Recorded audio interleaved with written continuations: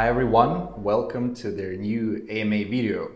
I'm Philip, the CEO of the EarnBIT crypto exchange. Today we'll talk about our main results. As you can guess if you watched our previous videos, that was a pretty exciting month after an eventful April, so I'm glad to share what we did and what we look forward to. So let's get started. As usual, I will review the questions you sent on EarnBIT's social media, but first I'd like to update you on our big project. So the top event for us last month was joining the Stellar ecosystem. As you may know, our platform has a LaunchPad which now runs on the Stellar blockchain. Last month, we won an activation award from the Stellar Community Fund, which called SCF26. This means we have the go-ahead to build the first launchpad for Stellar community. Stellar is a huge name in the crypto ecosystem. Since 2015, it has processed tens of billions of transactions. Overall, their blockchain now serves around 7.5 million accounts globally. Its main advantage are high speeds and low transaction fees, which attract businesses, users, and developers. And now I have a really cool announcement. In June, we are rolling out a trading competition focused on Stellar-based crypto. We'll share the details on social media later, but I can tell you about $25,000 prize pots. That's not the first trading contest on EarnBIT, so you may already know the workings. Like before, the user with their biggest trading volume will be our top winner. So stay tuned to take part. And now to the questions. We're getting many questions about Stellar, and I guess here's the most popular one. Right, what's the time scale on LaunchPads and where are you now? So as far for deadlines, we plan to finish the project this month. As I said in previous AMA, we have the front end running, so we are working on what's behind the scenes. We've already finalized the Stellar Launchpad voting system just 2 weeks ago. In May, we completed this very important milestone. Voting is a central part of the Launchpad. It is the process of how users pick the project they like and support them. In our case, it works this way. When projects want to be listed on EarnBIT Launchpads, they first enter our voting system. Their community can see them and vote. All votes are based on XLM's tokens, so there is one XLM per vote. Those tokens are locked for the duration of the voting. Once it finishes, users get their crypto back. Everything is streamlined and automatic. So basically, if you want to support a project, you commit some tokens. In the end, you get those tokens back. Crypto project can also offer their native cryptocurrency as additional rewards. If they pass and get listed, they distribute those tokens among supporters. So the more votes you cast, the more tokens you get. So it is one more way for blockchain projects to attract attention. Again, Launchpad is here to build liquidity for projects that deserve it. So community voting is how we ensure true value. To get listed, you must show real benefits to the users. Our main priorities here are fair competition and transparency. We also ensure that token transfers are automatic, so it's all smooth. And remember, this concept was actually approved by the Stellar Community Fund. So let's move on. I spoke about the Launchpad last month, but we are still getting some general questions. So let's quickly summarize the basics for those who missed it. Right, how will the Launchpad work? Okay, so the process is quite simple. with 5 main stages. First, a project must send its proposal to us through earnbit.com. Next, our team will review the proposal. If the verdict is positive, the next stage is community votes. With community approval, the project gets listed on LaunchPad. Listing will require two things, the minimum quorum and the minimum approval rates. After listing, projects can distribute their tokens based on their chosen schedules, cliff and vesting. Our team is now polishing the launchpads and integrating all the needed features. So here's the next question. Will EBIT give any privileges on launchpads? Yes, of course, like everywhere in the system, if you stake EBIT, you will get early access to the listed projects. I may have already mentioned it last time, so now let's turn to the market overall. What's happened with crypto lately? And yeah, the honest topic naturally is Ethereum ETFs. So do you think the SEC will delay the launch of Ether ETFs? Yeah, that's another good question because some headlines are really misleading. Yes, the Securities and Exchange Commission approved spot ETF trading for Ethereum products. But that's only trading proposal from 3 exchanges. The asset managers must now submit specific forms to get their ETFs on board. And there are no clear deadlines. So this process may take weeks, it may take months, we don't really know. But generally, if you think this decision is political, it would be logical for the SEC to grant approval before November. And now it looks like a political decision because of this radical turnaround. For months, we heard that the regulator would reject ETF proposals. Then suddenly 3 days before the first deadline, it asks for more information from the issuers. So politics is a reasonable motive as Democrats and Republicans are trying to woo crypto users. And here is another question on that matter. How successful do you think Ethereum ETFs will be?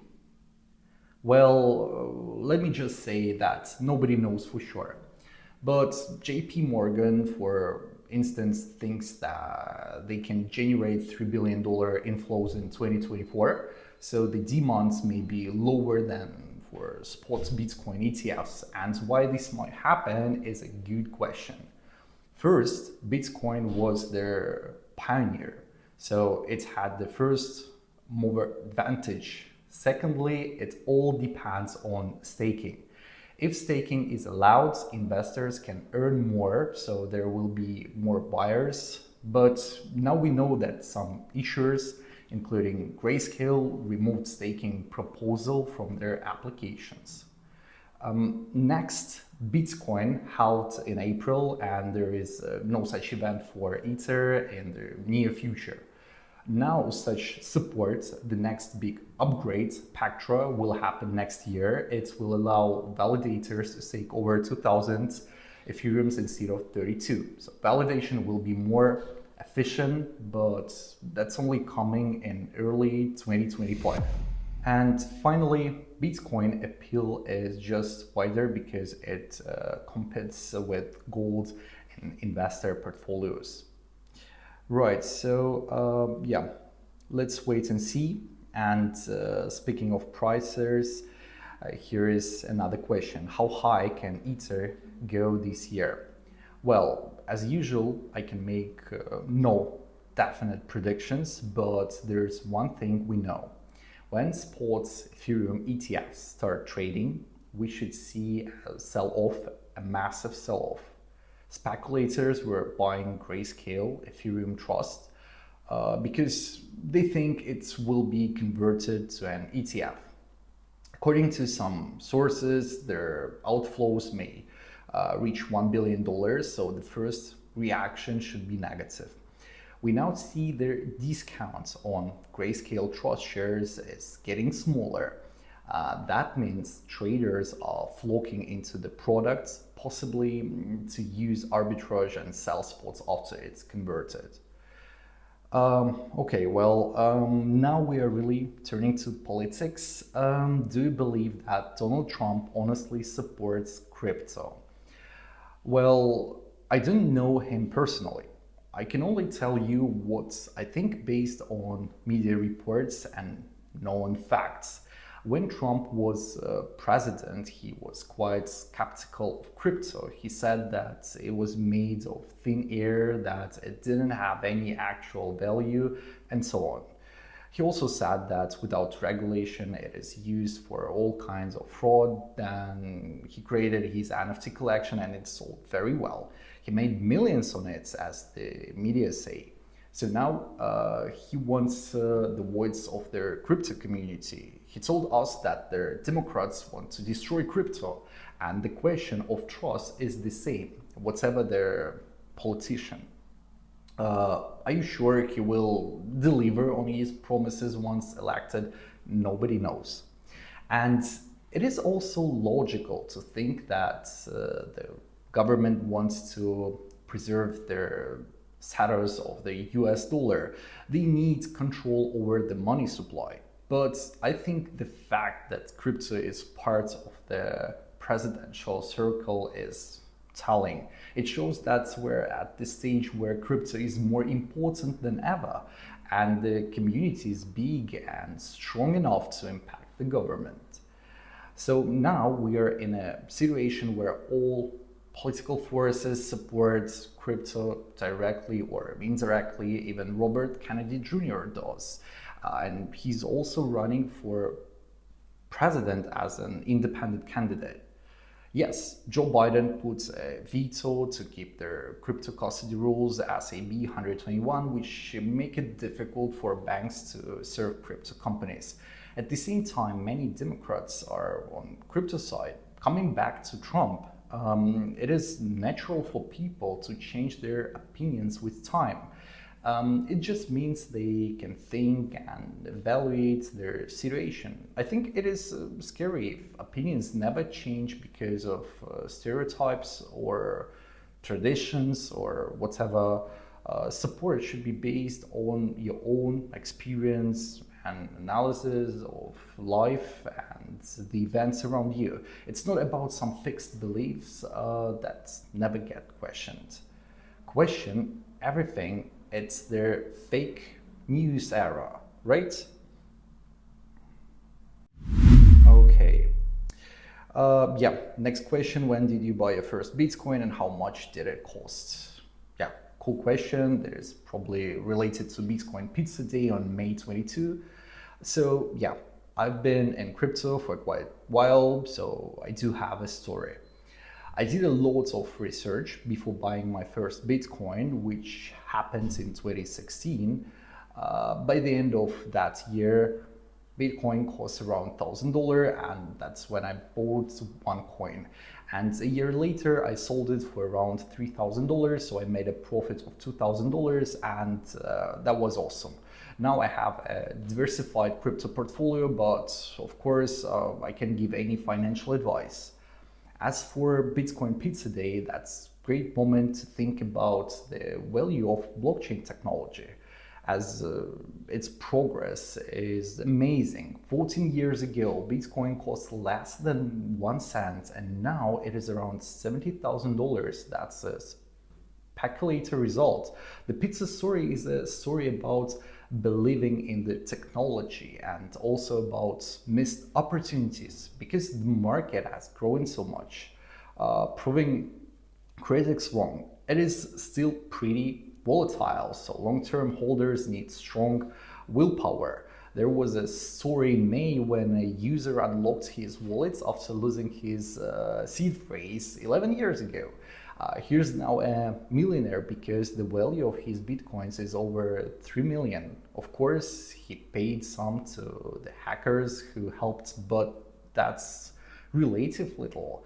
The way Bitcoin has grown is mind-blowing. As the market is so changeable, crypto traders often have the impulse to buy or sell, and if you can't access your holdings, then you just can't do anything. I'm not saying you must lose your seed phrase, of course, but this case makes you think of all the mind traps. I think we had an article on it last year. People are irrational. We have our typical impulsive reaction to market events. For example, traders can sell one asset to buy a hyped up coin with zero use cases. That coin plumps, so they end up with a loss. And even if you do your own research, nobody can foretell the future. So back then, 14 years ago, who could imagine that Bitcoin would cost $70,000? That was just beyond any reasonable deduction. Okay, the next question is about the market highlights of the month. What's holding Bitcoin back? Well, Ethereum ETFs were approved for trading on May 23rd. Bitcoin ETFs hold over 1 million coins. So those products are doing well. American lawmakers are introducing crypto-friendly bills and legal changes. Why isn't Bitcoin going higher? The traditional market is now making new record highs. The S&P 500 and gold are up and looking very good, and outflows from the grayscale ETF don't happen every day like before. But Bitcoin is not rocketing. Why? There are different explanations.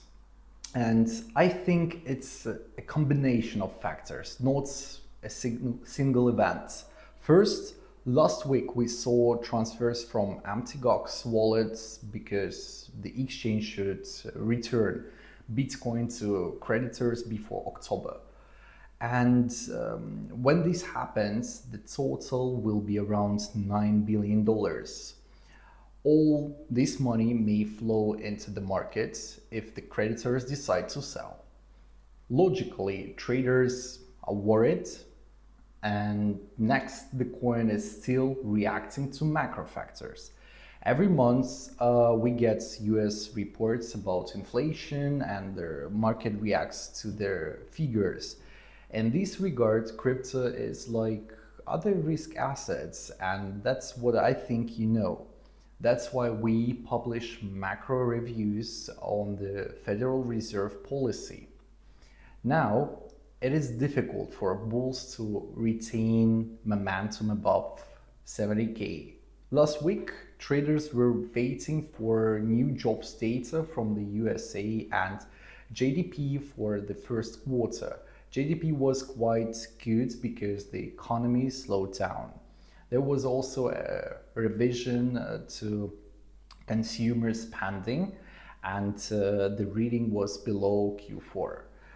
For many months, we're seeing risk assets dip when the market gets too hot, when inflation gets too hot, and when the economy grows too fast. This time, after the reports, Bitcoin jumped to 69.5K. That was on May 30th. The PCE price index in Q1 moved lower. That's a mix of slower growth and slower inflation. As a result, treasury yields fell and crypto went higher. But still, the situation is quite complicated, and experts have very different opinions on what's coming. Some say the Fed should reduce interest rates in September and then in December. Others are not so sure. We also got jobless claims data, so there were more claims than expected, a little more, but still.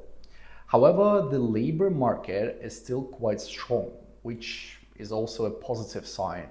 To sum up, I should just suggest comparing and contrasting different sources of information. Do your own research and double check any data doing anything with your crypto. Okay, well, and it looks like that was the last question. Thank you very much for watching and see you next month in July. I'm sure there will be more updates about the Launchpad, our trading competition, and other exciting news.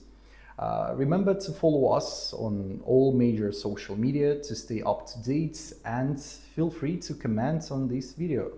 So take care and see you next month. Goodbye.